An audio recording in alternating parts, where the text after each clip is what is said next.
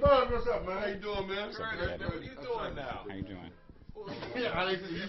I was home last time. I'm sorry. Hey, Isaac, watch the wallet around this guy here. Oh, yeah? I mean, Waller. That's his name, Curtis Waller. Good Yeah, Waller. my sister, man. Yeah? Yeah, go play. All right. Good man. Sorry about that, Ike. That's all right, Buzz. Y'all had good intentions, but I laid the rest of bed about 7 o'clock. Hey, I did it on my birthday. I slept 8 hours in the chair. Happy birthday, man. Oh, thanks a lot. Just celebrated a birthday this past Wednesday, 55, right? Yeah, 55 years. Congratulations. Congratulations. Wanted to talk to you a little bit about Literacy is the Bomb, new organization that you kicked off at the Supper Club, big celebration, honoring that as well as celebrating your birthday. Tell us a little bit about the project. Well, first of all, I'm the international spokesperson for the World Literacy Crusade. And this huge campaign is called Literacy is the Bomb. And we don't mean B-O-M-B, we mean B-A-L-M. And you know, bomb is something that soothes the pains and so forth. And this condition in the inner city of illiteracy, it's got to be taken care of. And this bomb, as we call it, literacy is the bomb, that's our battle cry. We're going to take it to all parts of the country. We're already in some cities and urban areas, but we need to take it everywhere. Because people are illiterate all over this country, and we feel that the poverty, the hopelessness, the violence, the homelessness, and the drugs, and teen pregnancy, these things are mainly because of illiteracy. And that's the culprit at the bottom of this downward social spiral that is threatening our future generations, especially in the inner city. And we must do something about that. And it doesn't only apply to the kids. There are a lot of adults who can't read and are walking around very insecure and lost because they don't have the tools in which to compete in this society. So therefore, we want to make it available to people and let them know that come forward. Don't be ashamed. Don't be paranoid that you can't read. The only way you're going to correct it is to learn how to. And this is a very powerful technology that we have at the World Literacy Crusade. It was a technology that was developed by humanitarian author and lecturer L. Ron Hubbard. And he discovered the way to overcome the barriers to study and learning. And it's exact, and it definitely does work. And so we get the entertainment community to get involved in this whole project because they are, after all, opinion leaders. And so we get them involved. People were listening. Young people will listen. The classic soul artists, the older people will listen and come on in and check into some literacy program somewhere in this country and arm themselves with the study tech that they need to improve their lives, improve the quality of their lives, to change the conditions within their communities, become more causative, take on more responsibility. We need all of that. And then we can stop blaming other folks for our problems because we can handle our own. Tell us a little more about your involvement with L. Ron Hubbard and the philosophy of Scientology. Well, I'm a Scientologist. I've been a Scientologist over 4.5 years. And it's a self-help situation. It's a what you call religious philosophy, an applied religious philosophy. Applied, that's the key word. You have to apply the things that you learn in order to better your life. And I found within Scientology, within the technology of Scientology, that you can, it's the key to life. When I got into Scientology, my whole situation immediately changed.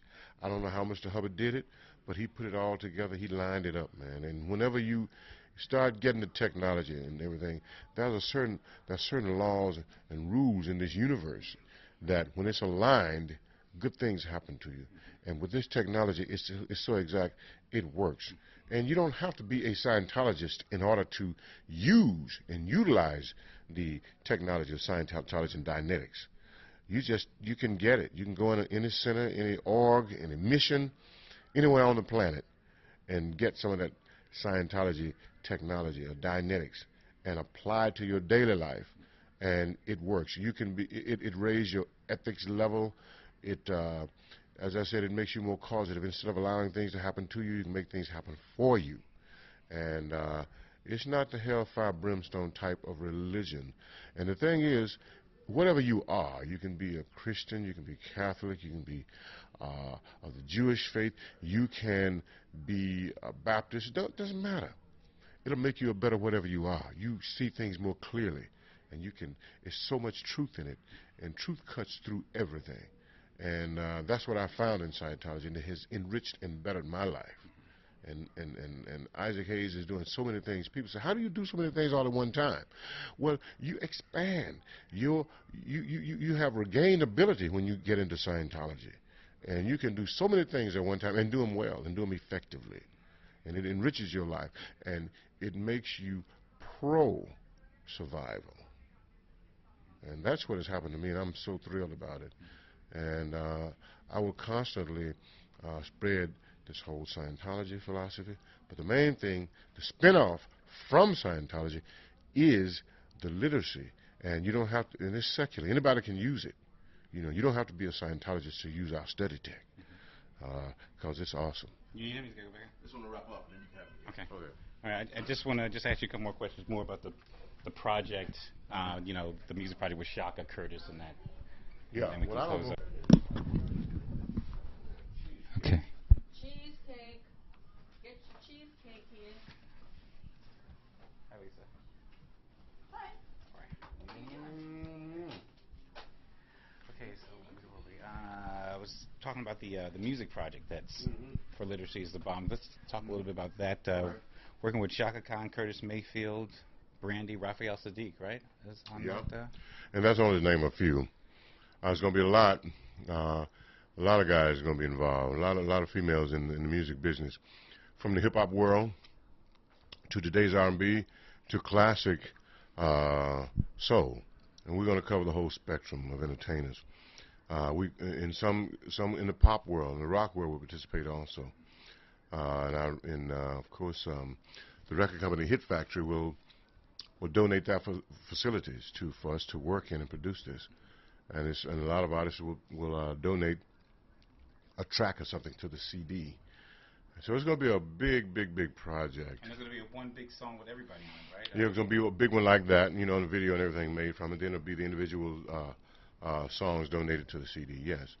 And we plan to debut it during the week of Martin Luther King's birthday. Oh, excellent. And that's the overall plan. Okay. I think you're the first black man, first African American to win an Oscar, an Academy Award for your soundtrack movie from the movie Shaft. Just take us back for a little bit and just let us know how was that when you received that honor? Well, it was a great thrill. I mean, I didn't think I was going to win it. I felt like I was a winner just being nominated for the first time at bat, even, you know, undertaking the task of scoring a movie. I was nervous as hell. I really was. My grandmother was my date for the evening, and she was cool. She was laid back. I said, Mama, I don't think. She said, no, you win one. Don't worry about it. And she knew. And when I won, I really don't remember getting to the stage. I remember getting out of my seat and hitting the stage. I remember the distance between the stage and the seat. And Simon Davis was back behind the curtain with Joel Grey. He was jumping up and down, hugging Joel. I told you, I told you, I told you. Everybody had faith in me, I guess, but me. Because, you know, it's a lot of politics in Hollywood. In fact, we had to fight to get the nomination. And thanks to Quincy and J.J. Johnson and people like that, to just stand by their guns and said, this man did compose this, you know. And after that, you know, it opened up a whole market for a lot of other black composers like Curtis Mayfield and Bobby Womack, Marvin Gaye, Willie Hutch. You know, other people got involved in it then. And I was just glad to be the battering ram. Now, you did some acting also. Did a few movies, Chuck Turner, Three Tough Guys. Oh, yeah. I've was recently Flipper, and It Could Happen to You. Yeah. Cage, and I'm in also appearing in Jada Pinkett and Tommy Davidson's movie Woo, which is yet to be released. So, yeah, I've been in about 28 films over the years. And then we got The Ninth Man also coming up? No. Ninth Man, what's the... No. A couple of things coming up, right? It's another movie. What is it called? 6 Ways to Sunday. And I'm playing a crooked cop in that one.